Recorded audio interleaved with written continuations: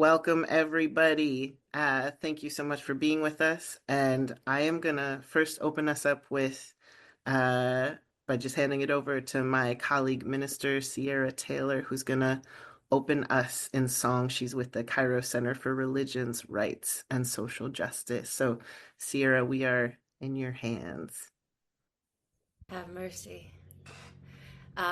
Thank you so much, Aaron and the Episcopal Church, for having me this evening. My name is Sierra with the Cairo Center for Religions, Rights, and Social Justice. I'm still not used to the minister title. I was recently commissioned as a part of the Freedom Church of the Poor, which is a project of the Cairo Center. And in our recent commissioning, we lifted up the our movement ancestors, or our patron saints of Freedom Church of the Poor. And one of them that we lifted up, of course, is Marsha P. Johnson. And so I wanted to bring her into the space by using some of her words. She said, "God's the only man I can trust. He's like a spirit that follows me around. He helps me Oh, out in my hours of need and listens to all my problems and why never is my laughs speaker at not me. working? You need He takes me very seriously. And so when I come in tonight, I just think about not only our ancestor, Marsha P. Johnson, but the role that the church plays in providing sanctuary for all of us, and bringing ancestors in, because even though we're in this time of crisis, our people, the poor and dispossessed, those who have been hurting, have gone through times like these before and have made it through organizing, and we have the tools to be able to do the same. And so wanting to start off with this song, "We Were Made for These Times," by Angela Gabriel. Just so you all have the lyrics, it sort of goes, "Don't give up hope. We were made for these times. Show your soul, it shines like gold in these dark times." And so I know you all are on mute, but if you want to sing along, I put the lyrics in the chat. Hopefully you can share this with your communities out of this call. Whew, okay. Don't give up hope. We were made for these times. Don't give up hope. We were made for these times. Don't give up hope.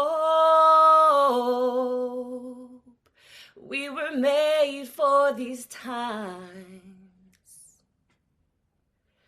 Show your soul, it shines like gold in these dark times.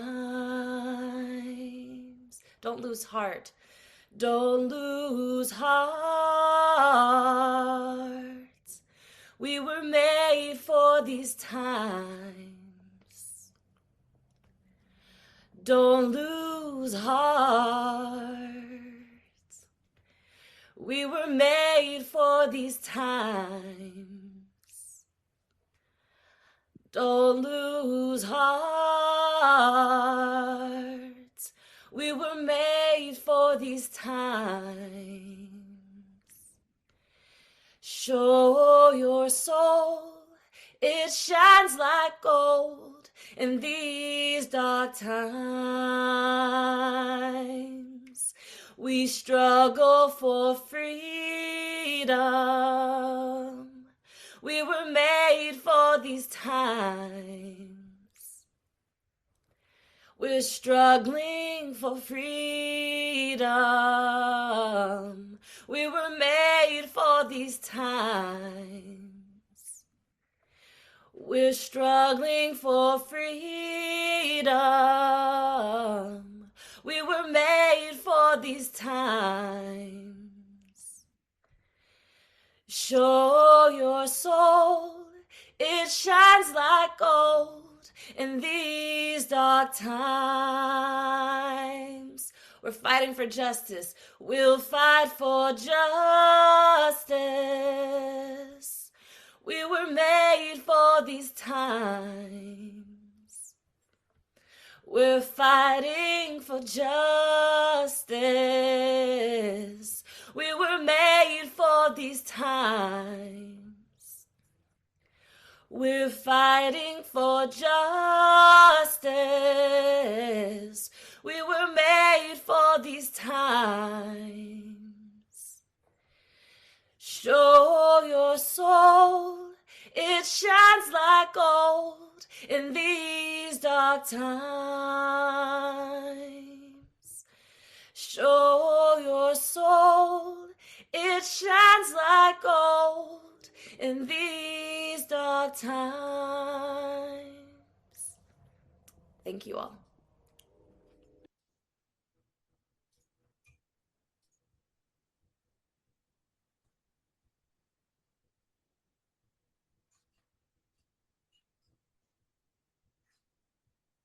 Thank you so much, Sierra. I want to over to Reverend Shaniqua Broken Leg. She's going to open us in prayer. Thank you, Sierra. That was beautiful.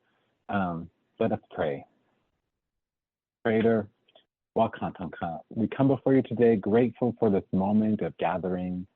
We honor the land that sustains us, the air that gives us breath, and the water that flows through all of us. We acknowledge the ancestors who have walked before us and the generations that will follow, knowing that we are all connected as relatives through you. In this sacred space, we lift up the voices and hearts of our trans, non-binary, and two-spirit siblings whose lives reflect the resilience of the earth itself. Like the trees that grow strong through storms and sun, we ask for your blessings to root us deeply in our own worth and dignity. May our roots grow deep into the soil of your love, drawing strength from the timeless wisdom of the land, that we may withstand anything that comes when these winds of adversity blow. We pray, Creator, for the wings to spread wide, wings of courage, hope, justice, and love. Know that just as the eagle soars high in the sky, so too can every person soar into the fullness of who they are with dignity and grace. May we fly with a fierce and beautiful strength, unburdened by hate, lifted by the wings of compassion, and guided by your love. And as we journey together on this path of healing and justice, we ask for your guidance. Help us to walk with humility, to speak with wisdom, and to act with love. And may we honor the sacredness of every person, especially those whose lives have been marginalized and silenced. And may we be fierce in our commitment to defending the dignity of every human being. And may we find in each other the courage to stand strong as we rise together, journeying into the future. We offer this prayer in the name of the Creator, the source of all life, and in the spirit of unity and peace. Ame takuya yasin. Thank you so much, Shaniqua. Good evening, everybody. Thank you all so much for being here. You are joining us for the webinar entitled Building a Fighting Church Part 1, Defending the Dignity of Trans and Non-Binary People in 2025 and Beyond. This call is being jointly sponsored by Trans Episcopal and the Department of Racial Reconciliation, Justice, and Creation Care. And my name is Aaron Scott. My pronouns are he, him, and I'm the staff officer for gender justice for the presiding bishop's office of the Episcopal Church, supporting our ministries with LGBTQ plus people and women church-wide. We have had over 690 people register for this call, including several of our bishops.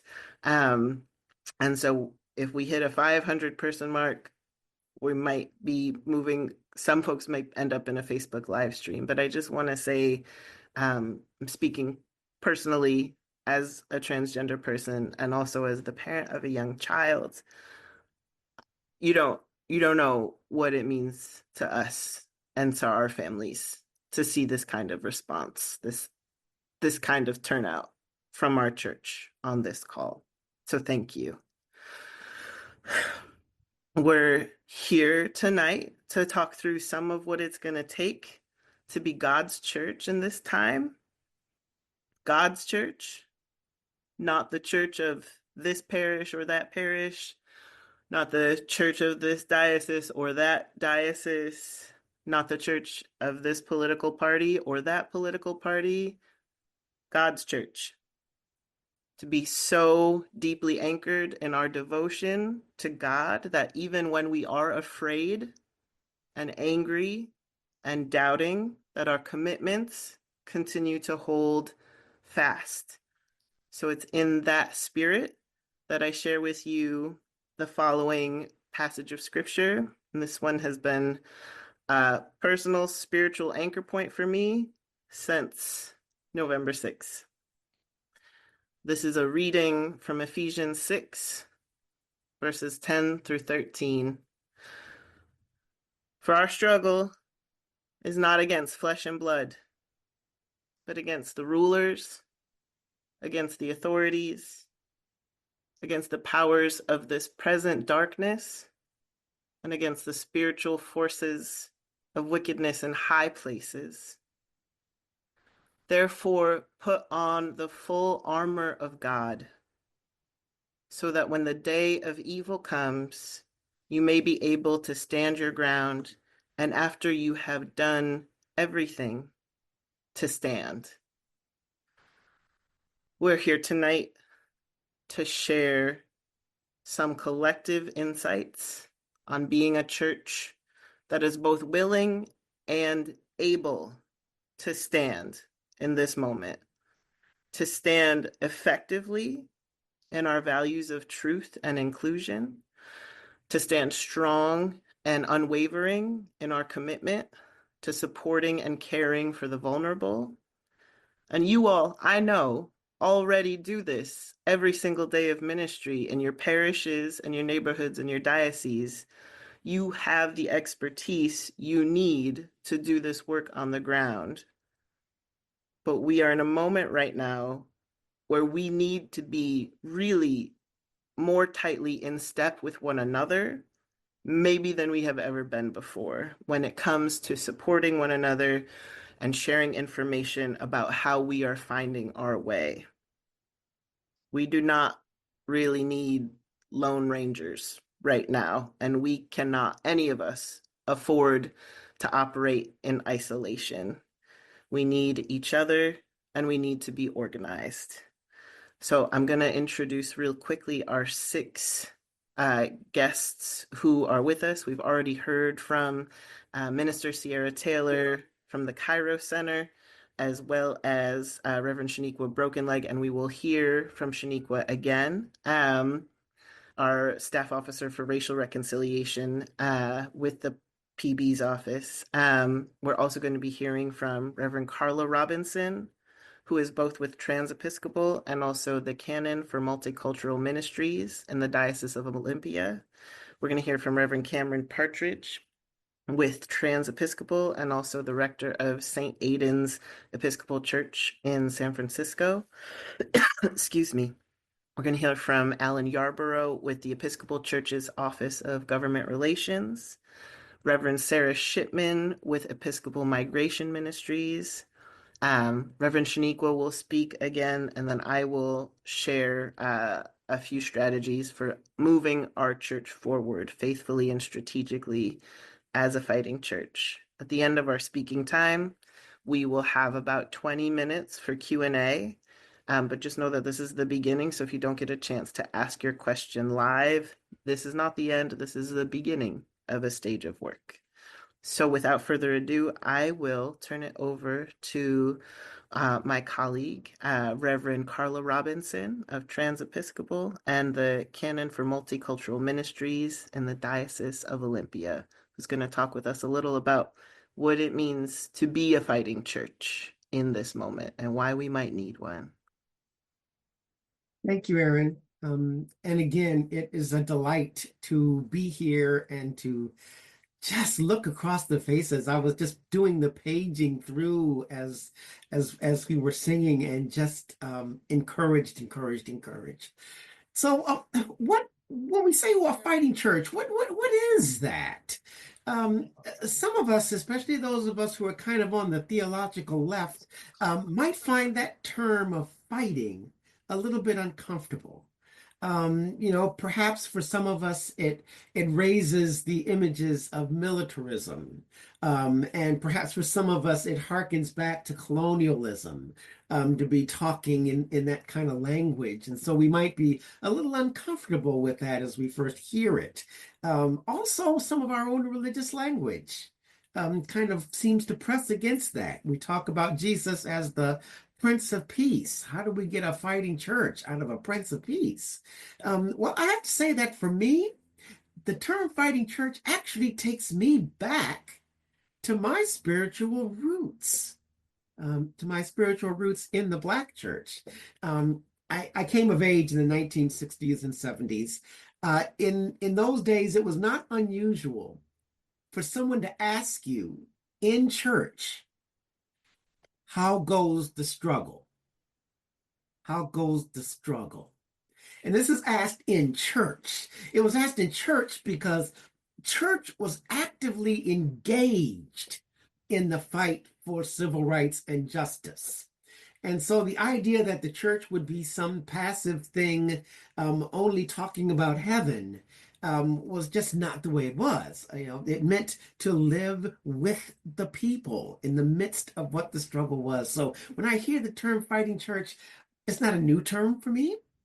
It's actually one that comes out of where the church has been wonderful, and maybe even its truest witness to Jesus.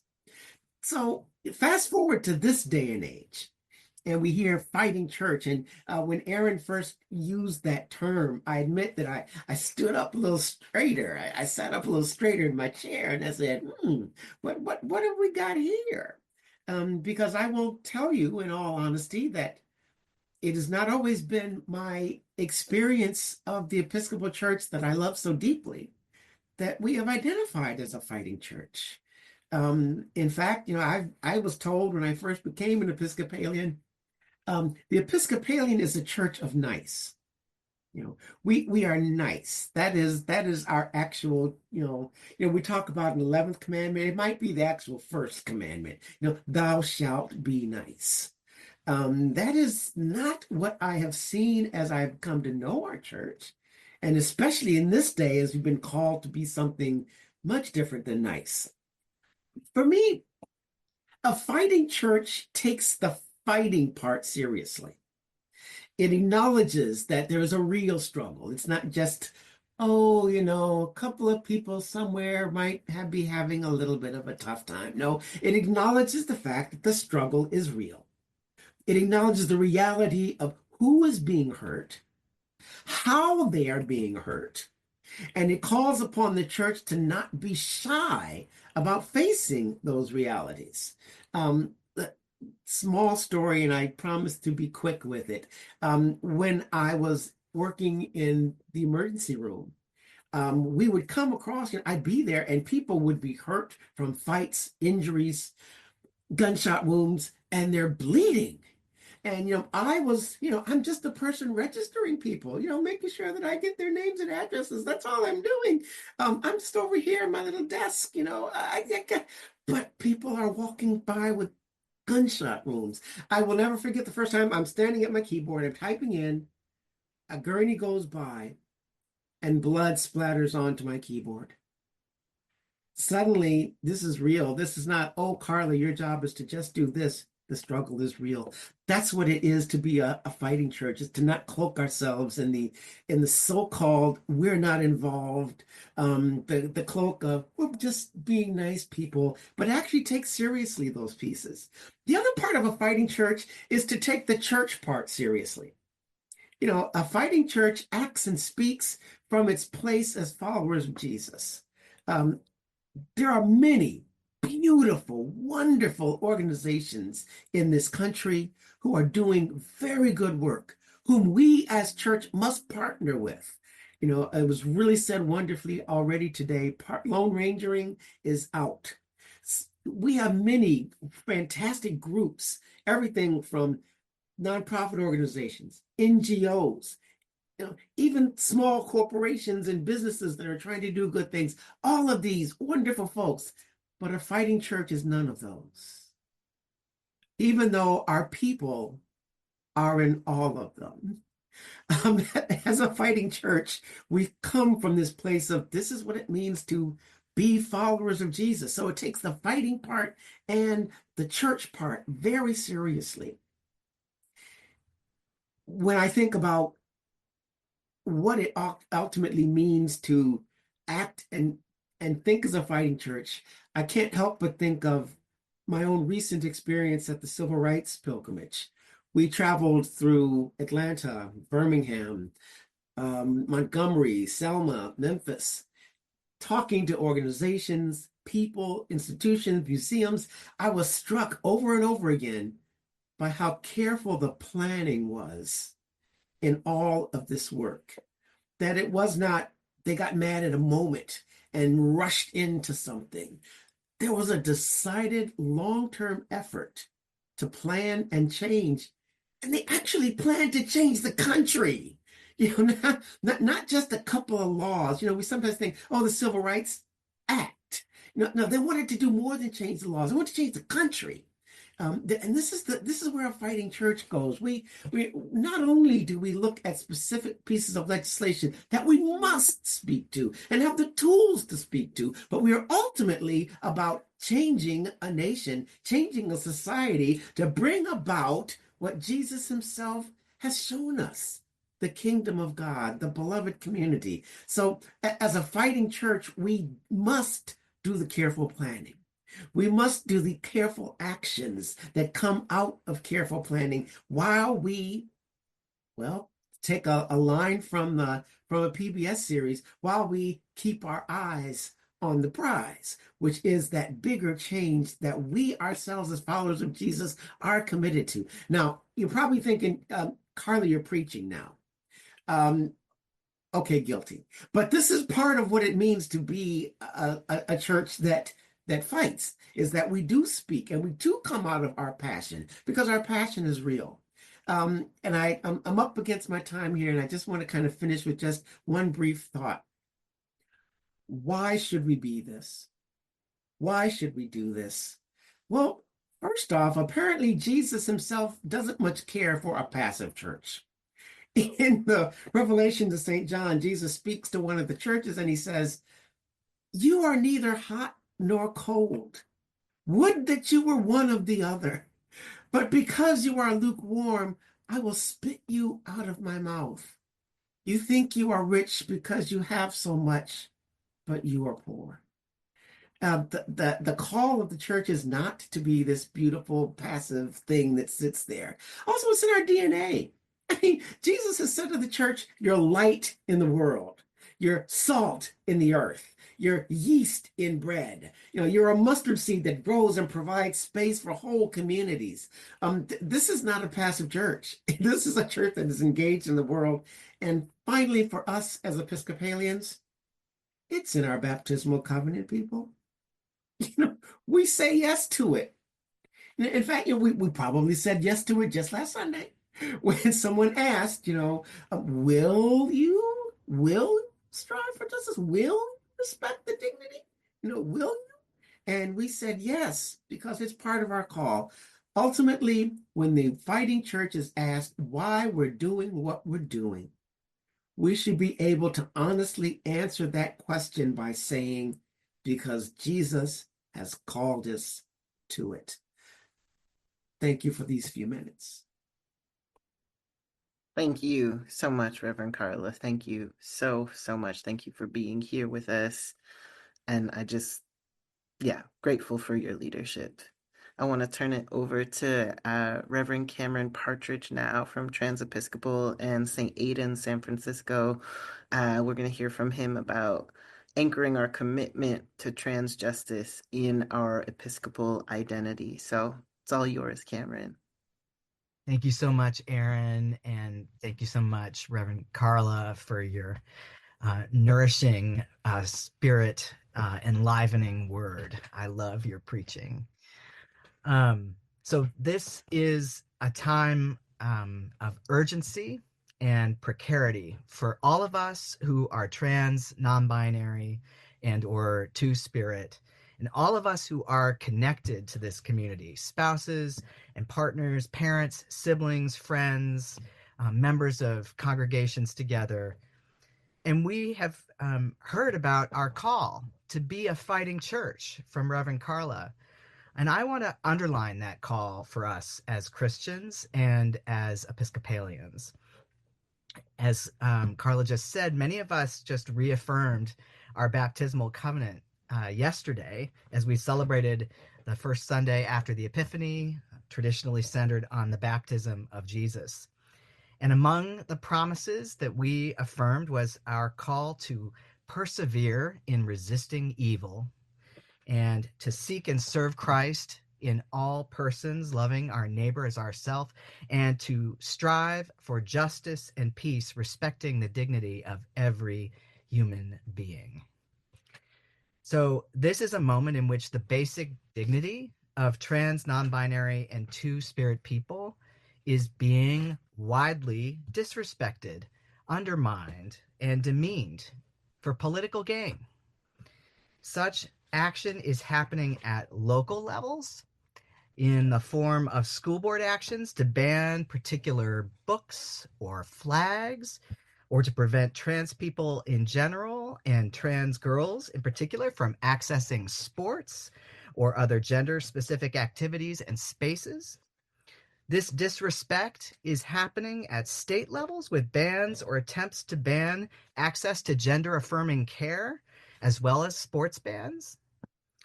I know I'm probably telling you things you already know, but I feel like it's important to remind ourselves in this moment where we are.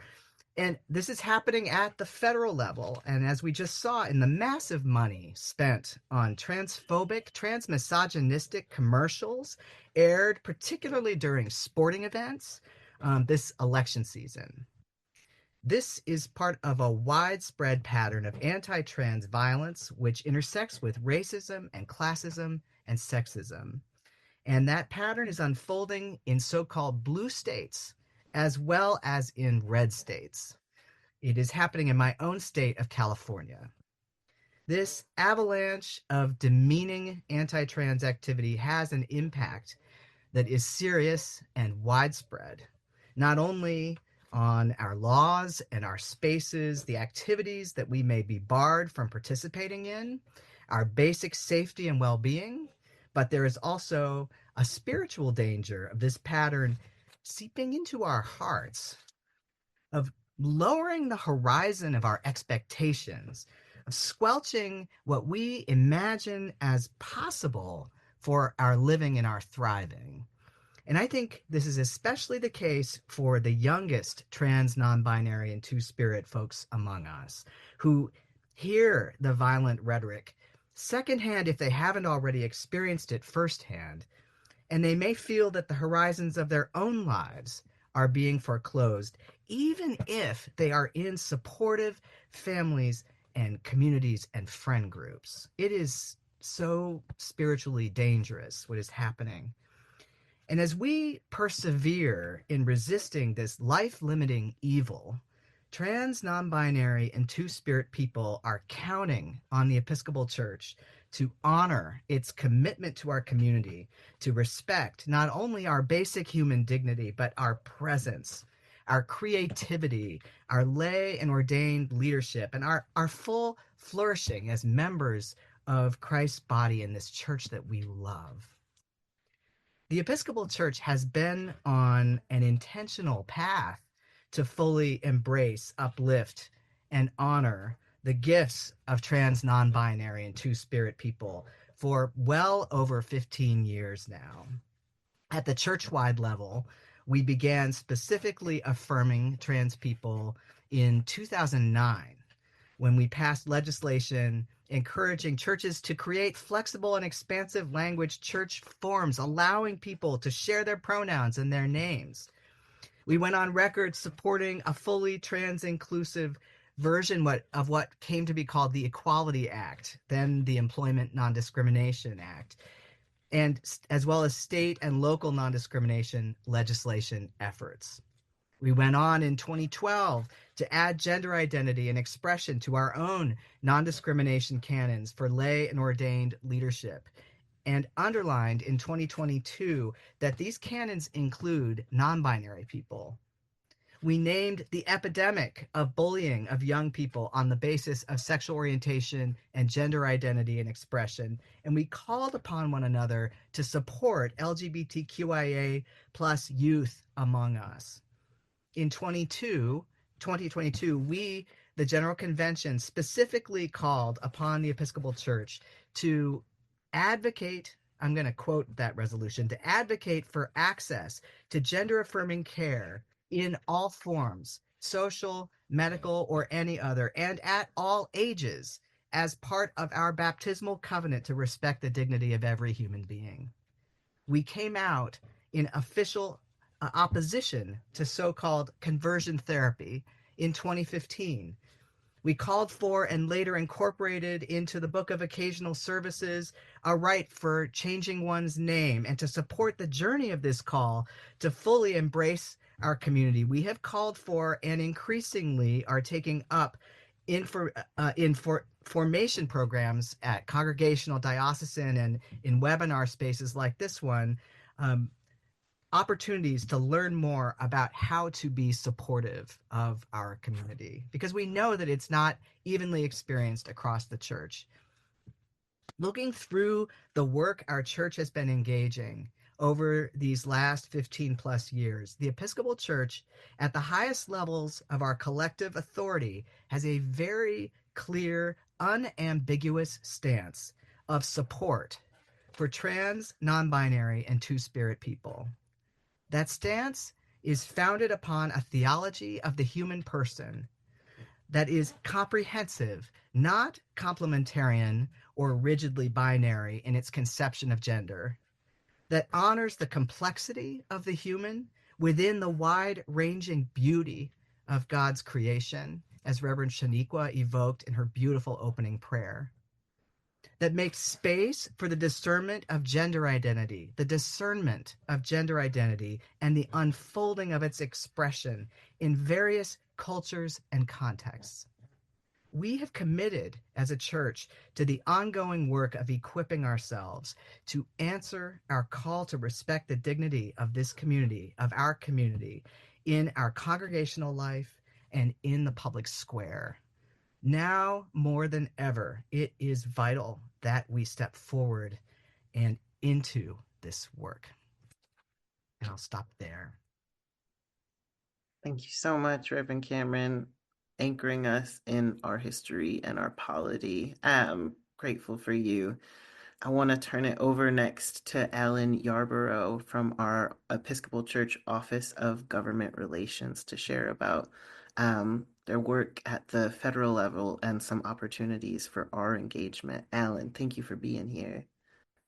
Yeah, absolutely, Aaron. Thank you for having me, and Reverend Cameron, thank you for speaking to some of the church resolutions that have passed related to public policy issues. The Office of Government Relations is just one part of the church that is called to act because of those resolutions. But I'd like to emphasize to everyone listening that it's a call to the whole church to act. Not just the Office of Government Relations, although we will do what we can. The RJCC team will do what they can, but it really is meant as a collective effort. So just a little basic overview of what our office does. We're part of the church-wide staff and have been since the late 1970s. We have 5 staff, and there are about 650, a little over 650 resolutions pertaining to public policy matters that we represent to the U.S. federal government. We structure our work around sort of broader areas of anti-poverty, migration and refugees, climate and the environment, racial reconciliation and justice, and human rights and peace building. And in that work, we try to develop resources for Episcopalians to take action but we also represent the church directly to Congress, the White House, and across federal agencies, really relying on Episcopal and Anglican voices across from around the world in that work. So, overall, and I've been following the chat too. There have been some comments about this. Strategy is going to be different in the upcoming 4 years than it has been in the past four. It will be perhaps more defensive than offensive. I don't always use those terms. I don't think it's always helpful to use those terms, even if it's sort of a shorthand way to refer to the dynamic. But as we move forward and look at using strategy in different parts of the church, it will be helpful to remind ourselves of the community that we have here, to not try to question the values or intentions or the level of care that we have when we might be taking different types of action, and instead to ask, how are we collaborating? How are we working together? How are we using the resources in the current landscape to really make a difference? It's going to be difficult. We won't be able to control a narrative as much or control when legislation may come up. And so it will be pretty tricky to determine when messaging will happen, but we hope to be a resource to you all in that process in the coming years. A couple of specific legislative pieces right now. You may have heard of S9 or HR 28. That is a bill that would amend the Education Amendments of 1972. There's a provision of that law called Title IX that states that educational institutions that receive federal funding can discriminate against those who wish to participate in its activities based on the person's sex. The bill would clarify that for the purposes of Title IX compliance in athletics, sex will be recognized solely based on the person's reproductive biology and genetics at birth. So the intent is to look at school sports programs to allow them to exclude trans athletes from participating in school sports without fear of a lawsuit under Title IX. It is a bill that was introduced in the last congressional session. It passed the House, but the Senate did not take it up. The same bill has been introduced again this year in both chambers, and has been listed in some circles as a priority for Republicans in this Congress. But despite the concerning nature of that bill, there will be others. There will be other anti-trans and anti-gay writers, so to speak. We really want to try to emphasize attention to, it's tricky to frame this, to potentially more impactful pieces of legislation like the Equality Act. That is not to minimize the harm that's done from something like S9, but looking at the Equality Act is really where we can build momentum and hopefully make a difference through congressional legislation. Speaking of the Equality Act, I won't go into too much detail. Cameron, your overview was helpful. I will put in the chat here our action alert on that topic. So if you're not familiar with these already, you can use this tool to write your members of Congress directly. So it is only applicable to those who are in the United States. But you can write your member of the House and senators or other representatives, depending on where you are, and take action on this and other issues. We have probably 10 on different topics that are live on our website right now, and we will continuously update these and add to them as the year moves on. We'll also keep our eyes open on the presidential administration and federal agency side. There's likely not a lot we can do to address some of the policy changes given the control of the White House. But we will still be monitoring that. We will try to communicate clear information as much as we can about the potential impacts, and we'll try to work discreetly. This is where strategy comes in. Sometimes more visibility can actually be harmful, but we will try to work discreetly where we can in some of those policy changes to resist any that might be harmful. We already are, for example, messaging about a potential change in the ability for trans and non-binary people to serve in the military. Two quick pieces just to conclude here. I want to share two more resources with you. again, Reverend Cameron, just such a great overview of mentioning the policies. If you are curious about what the Episcopal Church has said through General Convention and Executive Council, those 650 some resolutions are in our index in the link that I just posted. And please use those yourself. That is what guides our work, but keep in mind you can take that on as well. And then the final resource I want to share is just to invite you all to our weekly network calls. These are 1 to 1:30 Eastern every Thursday. It's a chance to just hear from our Office of Government Relations staff on current developments in DC. We try to be responsive to questions. Sometimes it's a bit hard to get to all of the questions we are asked, but it is a chance to also connect to other Episcopalians doing this work. So if you're feeling isolated and hope to connect to others, maybe even share ideas, that's a great way to do it. So thank you so much for this forum tonight, and it's wonderful to be with you all. That's awesome. Thank you so much, Alan. Really, really helpful resources there. I want to turn it over next to Reverend Sarah Shipman from Episcopal Migration Ministries and hear about the Rainbow Initiative and any possible policy impacts in this moment on our ministry with trans and non-binary migrants. Thank you so much, Reverend Sarah, for being. Thank you so much for inviting Episcopal Migration Ministries to be a part of this important conversation. I do have a few slides that I think will be able to pop up into the viewing screen, and I will make sure that all of these slides, I get them to Aaron so that you all will have access to the information. Our work in this area at Episcopal Migration Ministries is primarily through the Rainbow Initiative, which is a program that specifically focuses on the particular needs of forced migrants in the LGBTQ plus community. This came out of General Convention in 2022, and currently we have partners in over 25 congregations across the United States and in Europe who are focusing on promoting visibility and aid. Our community and congregational partners have participated in services and events across the United States and in Europe. And we've been getting the message out to tens of thousands of attendees at these events that God loves all of our LGBTQ plus forced migrants. Because we all know that language is important, a few definitions as we talk about forced migration that I think are important.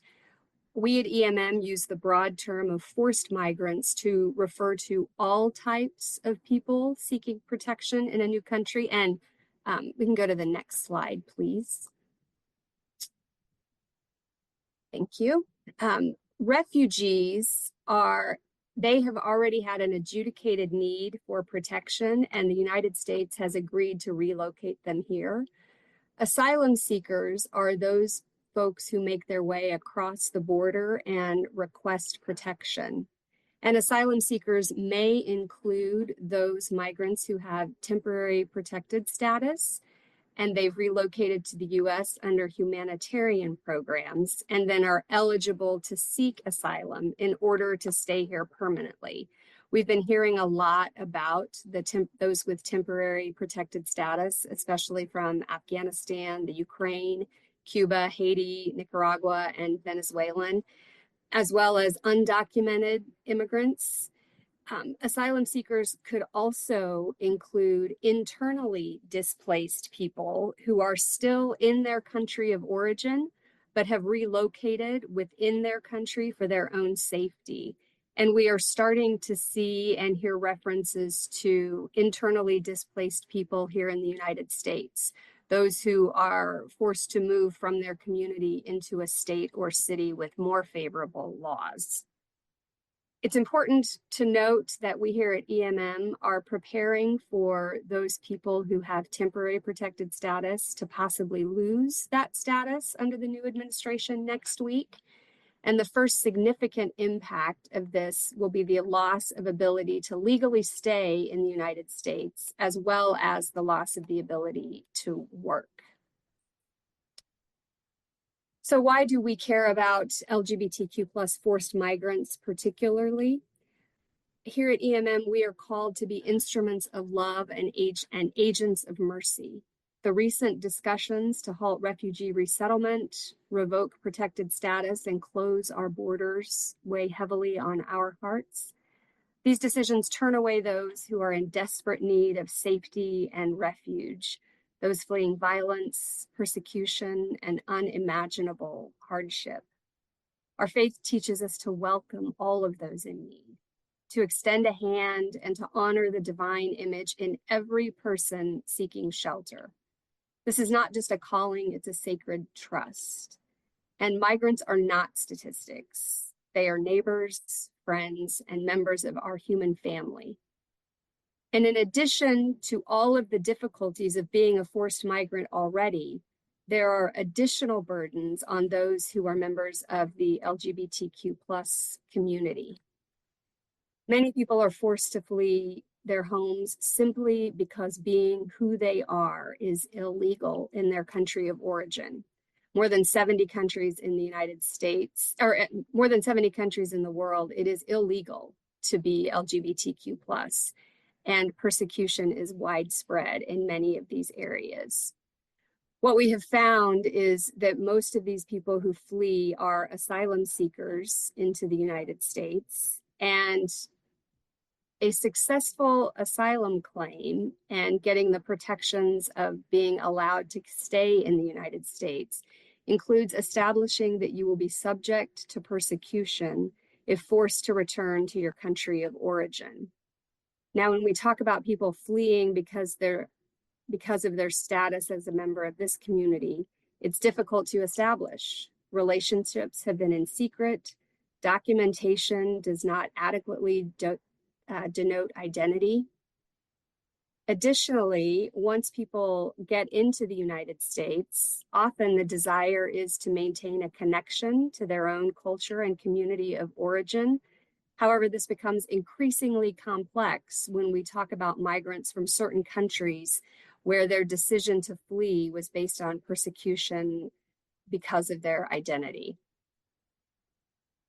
Over the past year and a half, EMM has been working with the International Rescue Committee through a U.S. federal grant by the Department of Health and Human Services, Office of Refugee Resettlement, and we've been providing training and technical assistance for organizations that have been resettling refugees and serving migrant populations so that they can offer specialized assistance to LGBTQ plus forced migrants. We have been racing to complete all of these resources and get them available online as quickly as possible so that you can have access and download them in the next week or so. And I'll post a link here in just a minute because we're operating under the belief that federal government policies will likely change, obviously, in the coming days, weeks, and months. Oh, next slide. I am terrible at saying next slide, and I'm going to have you advance again. This is the particular challenges of LGBTQ plus forced migrants. And like I said, I will get all of these slides to Erin so that Erin can share with you all of this information. The next slide, please, is our responsive services for transgender and gender nonconforming newcomers. You can find it at the link there. I'll put that link in the chat here in a moment, or maybe somebody's doing that. When you go to that link, what you'll find is on the next slide. And it is a guide that discusses the distinctive needs of transgender and gender nonconforming newcomers and includes suggestions and information for caseworker intake, confidentiality policies, legal needs of forced migrants who belong to this community, documentation and discrimination possibilities, and how to find and access appropriate health care, as well as a resource guide for additional information. Next slide, please. So we invite all of you to become a member of the Rainbow Initiative communities. Share it with your congregations, your dioceses, the community organizations you're a part of. And we ask you to join us in this work that the church will continue doing regardless of U.S. federal or state government policy shifts. Next slide is just how to get a hold of Episcopal Migration Ministries. Again, thank you all for letting me be a part of this important conversation. And I will post that in the chat and turn it back to you, Aaron. Thank you so much, Reverend Sarah. Really helpful. I hope everybody is now officially following EMM on social media. I'm going to turn it over next back to Reverend Shaniqua Brokenleg, our staff officer for racial reconciliation with the presiding bishop's office, to tell us, a little bit about taking a long-term view of dignity and survival in times of crisis or even apocalypse. Thank you so much, Shaniqua, for being here. Thank you for inviting me. So I think to begin, just for some people and cultures, difference is seen as bad or as other. And as Indigenous people, we see difference as sacred and as valuable. And our traditional people lifted up and continue to hold our two-spirit, trans and non-binary folks, hold them up with dignity and respect. And our church and others, I think, can begin to see difference as sacred also. And as two-spirit people, we have survived, and as Indigenous people and many other groups, have survived all that has come our way: colonization, genocide, patriarchy, homophobia, transphobia. And we as trans, non-binary, and two-spirit people have a unique perspective to be able to walk between the masculine and feminine and the natural and supernatural. And part of that is a call and a responsibility for us to heal and to lead and to be that prophetic voice. So one, know that you are sacred and that you have a special role to play in times like this. These are times when we are called to step up. And during times of oppression and persecution, we have survived. We held ceremonies in secret to ensure that those ceremonies continued on. And as a church, we have done this too during times of persecution way back in the day. And we know the impact of historical trauma in our communities. And historical trauma occurs when, think of it like cultural DNA, those things you learn from your parents and grandparents and aunties and uncles and your community, that cultural DNA, when that doesn't get passed on and instead trauma gets passed on, that's what causes historical trauma. And think of examples like slavery or boarding school, or in an LGBT or queer context, think of HIV/AIDS and how much it affected and changed the queer community. I know the importance my grandparents placed on ensuring that our teachings and culture and values were passed on to future generations. And one of the things that I think is important is how do we cultivate leadership in our young people and place them in positions of leadership so that they can gain experience and take up the mantle when needed. And we know how to do this as well. Look at like the civil rights movement and SNCC and things like that. And sometimes we have to hide in plain sight. Our elders would often use metaphors and analogies when telling stories to ensure that they could pass them on in a way that was considered safe. The church and in the Bible, they did this too. We know how to do this. Look at Revelations, look at the parables that Jesus told. When it was illegal for us to practice our religion and ceremonies, we'd often hold powwows and dances like on 4th of July, when it was really about the summer solstice, but we hold it on 4th of July and it'd be like, we're honoring the great white fathers. But it was really a way for us to pass on our culture and customs. So know that we may have to lift up new ways and new ideas to survive. Passing on our sacred knowledge, our sacred roles is paramount. And it is imperative that we lift up and empower our young people into roles of leadership. In Lakota, our word for child is Wakanyaja, which literally means sacred one. Know that they have wisdom to share and that we have things to learn from them. Thank you. Aaron, I'm going to pass it back to you. Thank you so much, Reverend Shaniqua. I think there's a lot there that I'm thinking about, especially with young people and the threat that so many of our young people are living under right now. We've heard a lot.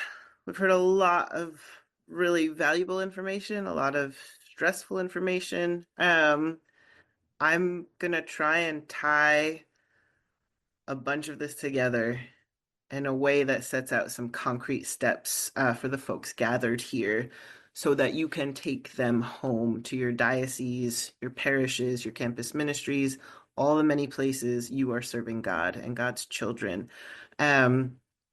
with a convenient 5-point plan. But first, I want to say a little bit more about this context that we're navigating and why we must navigate it as people of faith. So, you really don't find anywhere in the world an authoritarian regime, particularly an authoritarian regime of the white Christian nationalist variety, that isn't laser focused on controlling people's bodies and infringing on people's bodily autonomy. And that's a very old script. It goes back at least as far as the late Roman Empire. We see evidence of this, right? It's not until Rome was so overstretched by war and imperial ambition that they start passing restrictive marriage laws. Jesus Christ did not pass those laws. You may remember he was in Matthew 19 too busy tootling around the Galilee, preaching and teaching that there were gender nonconforming people born that way, made that way, and or choosing to live that way for the sake of the kingdom of heaven. Jesus Christ did not pass laws restricting gender identity, consensual adult relationships. The Roman Empire did, however, and it did this as an attempt at population control to make sure the quote unquote right kind of people kept making babies and the wrong kind of people be damned. So think about that when you hear that in 2024 alone, there were 669 anti-transgender bills introduced into various American legislative bodies at the state and federal level. If you want to check the legislation tracker and see how each state and the Congress did, you can go to trans-media. As we have heard, the majority of those bills were targeting minors. And we also know, right, from the chat, folks are having this conversation, the majority of those bills are not passed into law. They're also not popular. But that volume, 669 bills in 1 year, is really serious. And we have to take seriously the level of coordination, funding, and the depth and reach of the networks that are flooding our legislatures with these attacks. These are fights that will largely not win on the first attempt, and that is not the goal. That is not the concern here. This is a legislative flood that is about building up leaders and growing networks for the long term based on these local battles. And this is also a piece of us being church and being everywhere and being all kinds of big and small places that's really strategic, right? So there's no place that's too small or too unimportant to be considered for like a full-scale takeover with this kind of really exclusionary, hateful, violent rhetoric. And as an example, I was in rural Oregon 2 summers ago, giving a presentation on white Christian nationalism, and what local LGBTQ plus organizers shared with me there was that they had absolutely no capacity, neither in terms of people power or funding, to contend with this surge of out-of-state networks that were now pumping millions of dollars into their local school board elections. These are tiny towns the rest of the country has never even heard of, let alone considered important enough to lend support to. All of this kind of stuff has been possible under the current presidential administration, right? We didn't have to wait for somebody else to be in charge. This is already really, really dangerous for our people. And we also know quite explicitly through Project 2025, the blueprint for year one of the incoming presidency. That is a document that very explicitly characterizes trans people as sexual predators, calls for the expanded criminalization of our bodies and our lives. I won't quote it directly here, but if you have the stomach for it, you really should familiarize yourself with at least some of the main points around gender justice. These are networks of people who do the things they say they are going to do. And so we should be preparing really not just for the next 4 years, but for the next generation. So along those lines, I just want to briefly share a 5-prong approach that I hope helps us to start chip away at this overwhelming set of circumstances. You can think of this as a focus on 5 key areas of ministry.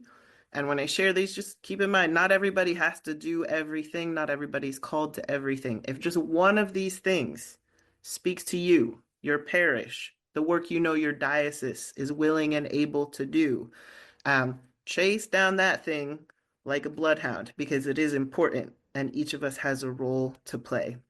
So these 5 areas.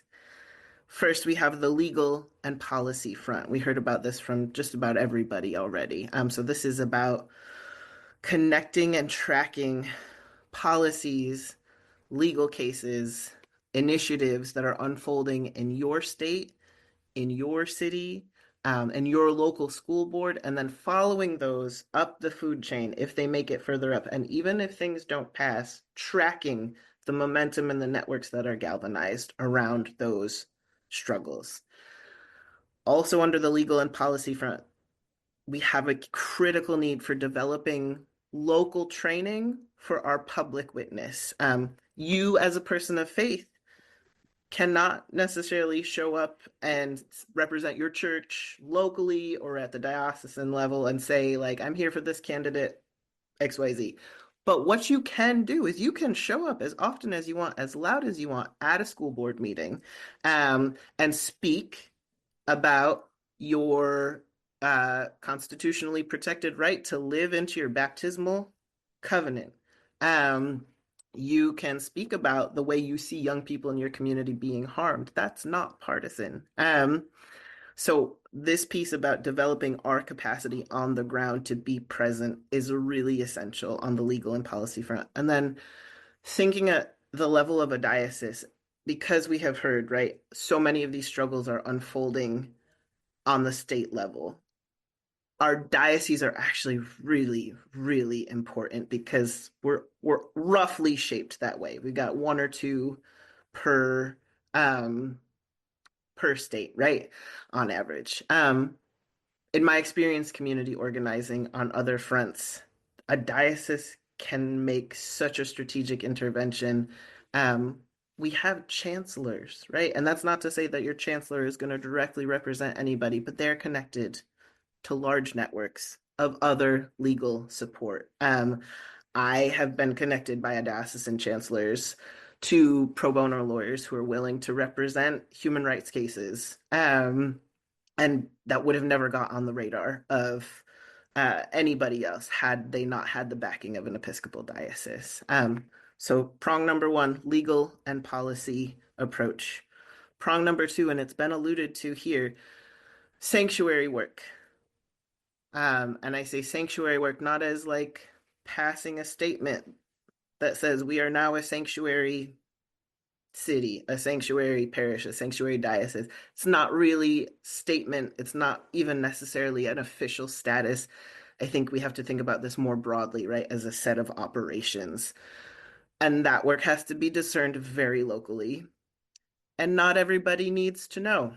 If you look at I have a colleague at the Kairos Center who has this great map of the actual physical outposts of the Underground Railroad in Ohio. Um, we think of it as this full-blown strategic, well-oiled machine. It's a lot of little scattered homes and churches where most people don't know what anybody else is doing. And I won't say more about that because I don't think we should. But just be discerning about what you are called to do. So we have the legal and policy bucket, we have the sanctuary bucket, and then there's the bucket number 3 is theology and the battle for the Bible. Um, we are Episcopalians. We are so smart. We're so good at the Bible. We can tell you lots of things about historical criticism. We read a lot of it.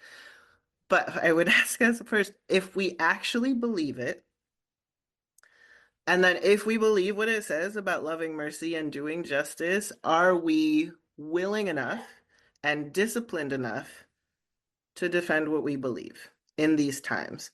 Are we going to stand idly by while our Savior and the Word of God are hijacked by the weakest possible theological arguments and a handful of flimsy proof texts, only for the sake of furthering violence against the marginalized?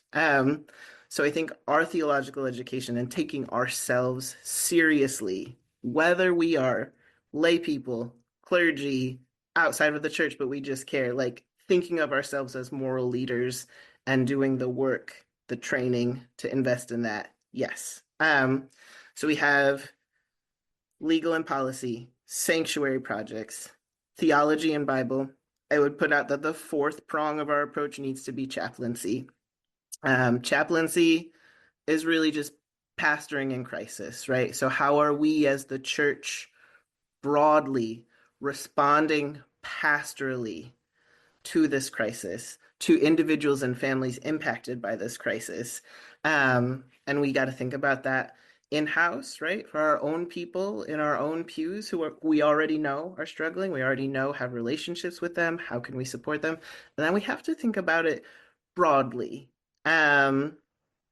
Thinking about how we may be called to support people in our best churchiest ways of like arranging carpools and doing meal trains, supporting people who now need to seek gender affirming care outside of state lines, who are facing new levels of employment discrimination, who are navigating the slew of documents that we as trans and non-binary people are frantically trying to update right now. Our passports, our second parent adoptions, while we can still make changes here.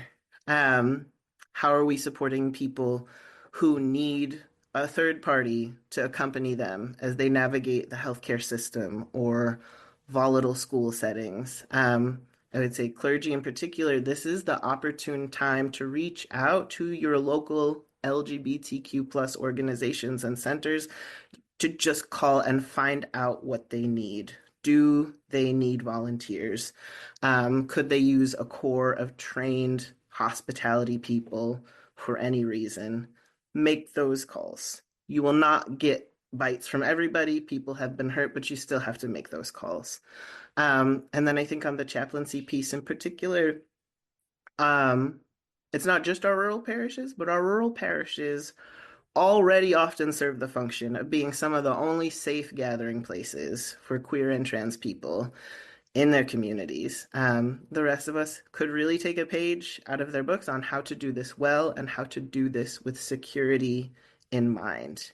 So we have, reviewing again, legal and policy, sanctuary projects, theology in the Bible, chaplaincy, and then this last piece is counter recruitment. When we think about the networks, the churches, the parachurch organizations, maybe the politicians who are propagating anti-trans violence, anti-trans rhetoric, that's not usually what they lead with. What usually somebody leads with is actually being relevant to somebody's life in a concrete way. It's not like, welcome to the first church of white Christian nationalism. Come on in. Christian nationalists are reaching a lot of regular, struggling people, not because their ideology is popular, but because their ground game is strong. They are running some of the largest feeding programs in the country. A lot of people actually are attracted to our theology. But how strong is our ground game, really? How can we, and we have to, how can we be reaching more people in ways that are relevant to their daily struggles for survival? This is both just the good work we are called to, it is also evangelism, and it is a way of inoculating folks against the worst distortions of our faith. I could say more, but I want to make sure we have some time for Q&A. So for the Q&A, you have a hand raise button. Find it on your screen. It is under the React heart. If you want to ask a question, we probably won't have time for everybody, but you can drop your question in the chat or you can hit your hand raise button. And if you hit your hand raise button, we can call on you to come off mute and ask your question of our panelists. I see Anthony's hand first, so let's start with Anthony. Good evening. I work with a small mission parish in the West Tennessee Diocese. I would love to do more LGBTQ and forced migrant outreach, but I'm not sure how to go about it since I only work in the nursery. I don't have much influence or status. Do you know any ways in which I could go about that? That sounds like a great question for Sarah. Can we bring Sarah up here?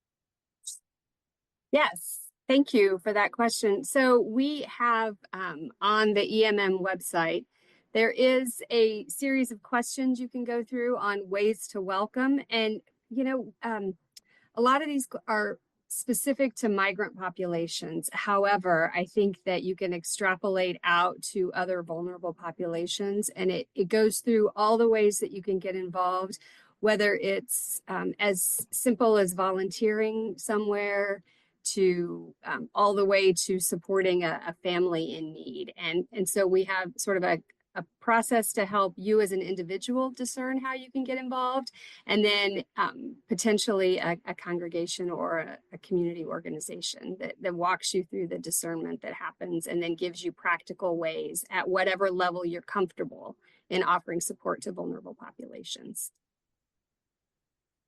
Thank you so much, Sarah. And I see the next hand I see is Victoria Johnson.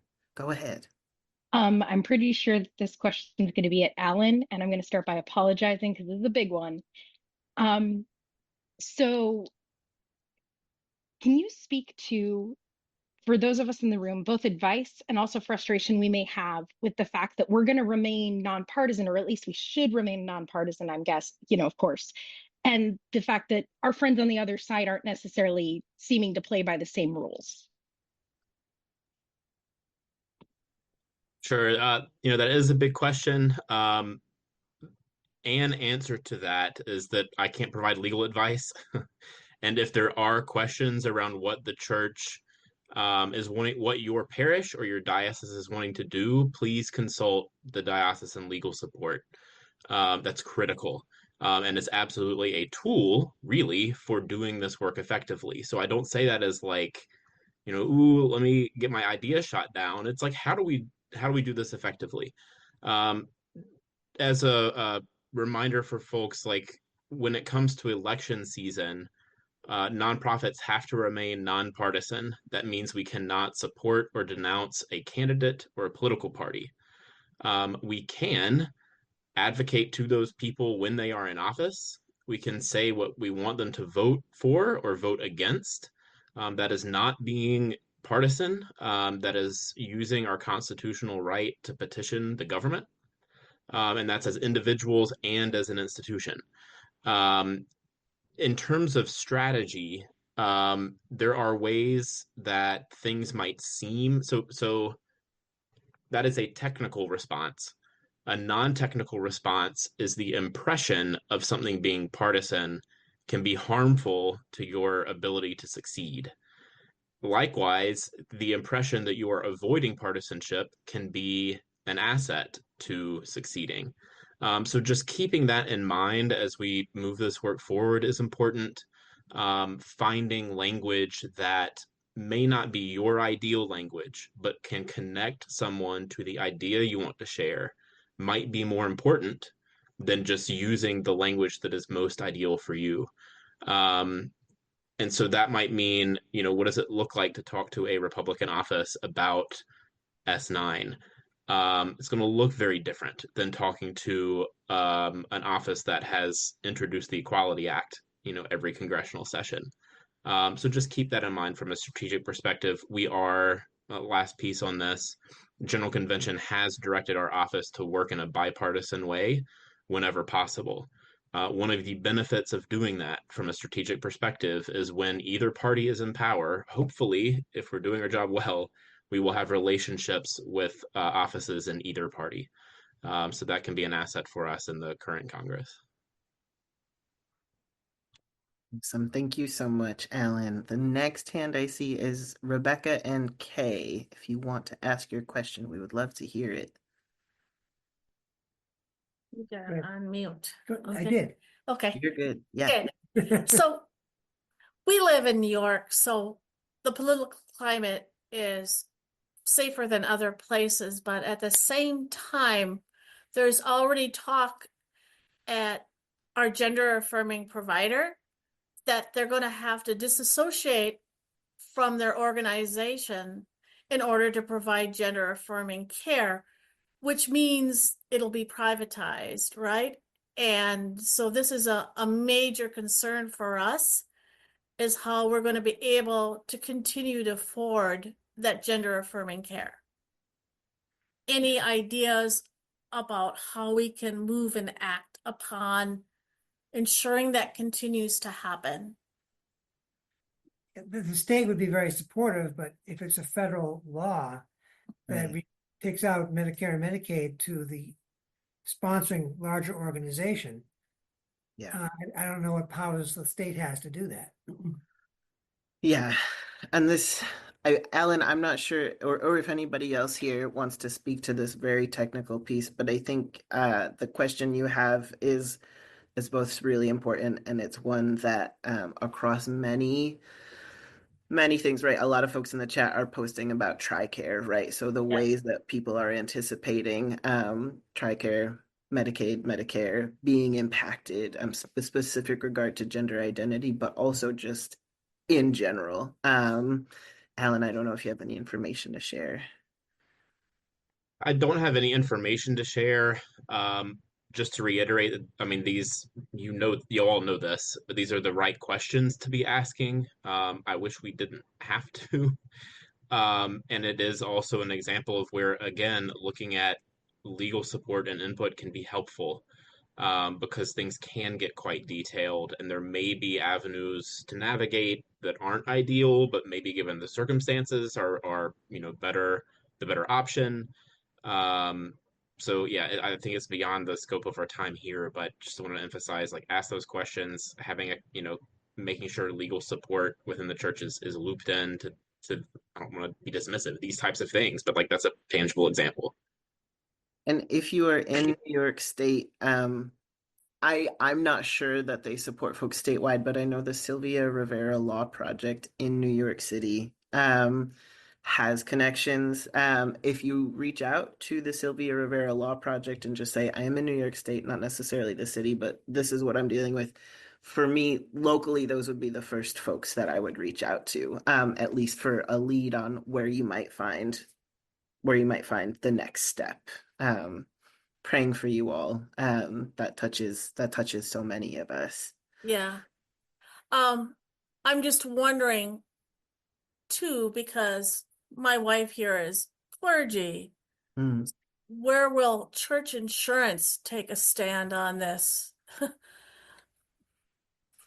Yeah, I have no information about that, and I wish I did. but that is a question that, and if you want to reach out to me, anybody who wants to reach out, please reach out to my office and I will do my best to chase Okay. down information. I will drop my email in the chat right now. That'd And be let's, very cool. yeah, and let's go to Ben. I see your hand up. Yes, Ben Guerin, Episcopal Chaplain at University of Arizona. And I think actually my question was sort of tagging on to the last one, is that I'm thinking about as much as I'm thinking about like what we need to do outside, I'm thinking about like the resources my family and me need resting back into this church we're in regard to CPG's activity on maintaining self-care going.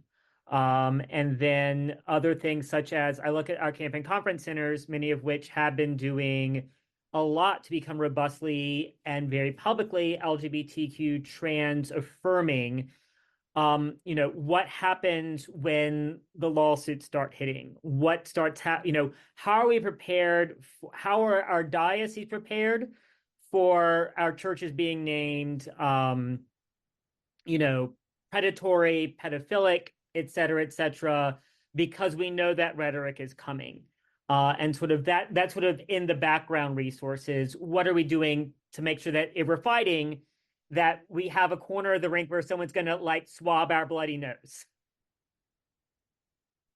Yeah, no, I think that you are asking a question that is pretty forefront for a lot of folks at the diocesan level. And so being deeply connected with your diocesan leaders on that is probably your best source of information locally, because it is absolutely true that so many of our Episcopal camps, conference centers, schools, many ministries across the church have been so proactive about taking clear stances, and not just stances, but like shifting our policies, right? To be inclusive and affirming, that this is part of a defensive strategy. I know we have many more questions. I also know that we have a few last minute announcements, and we have a closing prayer, and I don't want to hold anybody over time.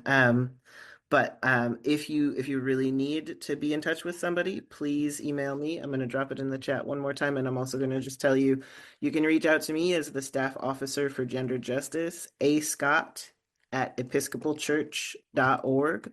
And I will put you in touch with who you need to be in touch with, and chase down the information that I'm able to chase down. I want to thank every single person who showed up tonight. Personally, it means a lot to me. It means a lot to my family that you're here. It means a lot to our panelists. I want to thank huge thanks to our interpretation team. You have made this webinar accessible in ways that it absolutely needs to be. So thank you for helping us do God's work.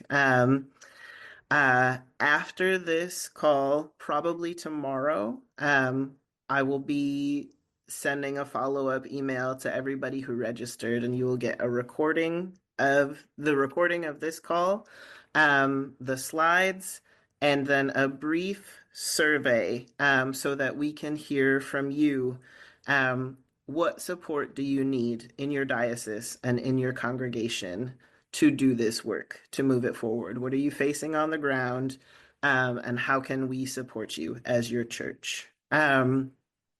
If you are, particularly if you are a bishop or a diocesan leader and you want some support thinking through how to operationalize what we have talked about tonight, if you want to help train your people in trans affirming chaplaincy, train people in biblical witness, community organizing on these issues, reach out to me. I work for you.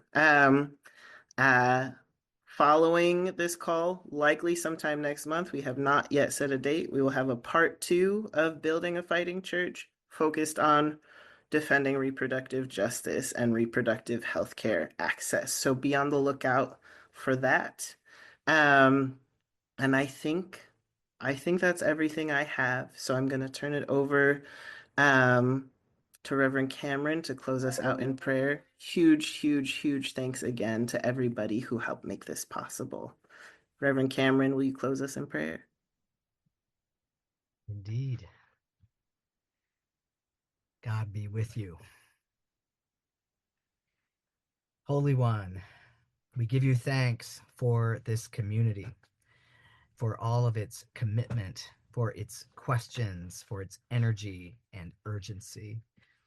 Fire our hearts as we leave this space, that we may take our learnings and connections out into our communities and into the world, strengthened by God's transforming love. Amen.